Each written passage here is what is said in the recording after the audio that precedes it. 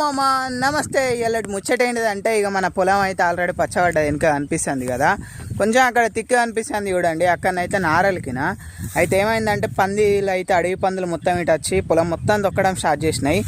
మొలకని దక్కని ఇత్తలేవు, ఆడ నారుని దక్కని ఇత్తలేవు, ఆడ సొప్పని కూడా తింటున్నాయి, బర్రెలకేసినాయి. అయితే ఇక చేసేది అయితే ఏం లేదు, ఇక మళ్ళీ సోలార్ పెడదామని అయితే సోలార్కి మొత్తం గుడికాయలు కొట్టేసి చేస్తాను. అయితే సోలార్ పెట్టేటప్పుడు మనం ఒక చిన్న ట్రిక్ యూజ్ చేసినాం అనుకో, మనకు బుచ్చడు టైం సేవ్ అవుతుంది, మళ్ళీ పని కూడా సేవ్ అవుతుంది. అదేంటి చెప్పాలా చూడండి. అండి నేను అక్కడ నుంచి సోలార్ పెట్టుకుంటే ఇక్కడ 3 చెట్లు ఉన్నాయి, వీటిని ఒక గుడికాయలు తీరు వాడుకోవచ్చు. ఇక ఇది చూడండి, ఇది మధ్యలో ఉంటుంది కాబట్టి కొంచెం కొయ్యట్లున్నా కానీ నడుస్తుంది. చూడండి మూల మీద స్టేట్ది వాడుకున్నా, మళ్ళీ అక్కడ నుంచి నాకు కొంచెం క్రాస్ వస్తుంది కాబట్టి ఇక మళ్ళీ ఇక్కడ మంచి బందోబస్తు పెట్టుకున్నాయి. ఎందుకంటే మనం గట్టిన తీగలు కానీ ఏదైనా నచ్చినప్పుడు కానీ హెవీ వెయిట్ అనేది ఈ కొయ్య మీద పడుతుంది. మళ్ళీ ఇక్కడ నుంచి వెళ్ళి అక్కడ ఒక కొయ్య కనిపిస్తుంది చూడండి చిన్నది, అక్కడ రాక మనకు స్టేటే ఉన్నది, కొంచెం చిన్న చిన్న సన్నపియ పెట్టుకుని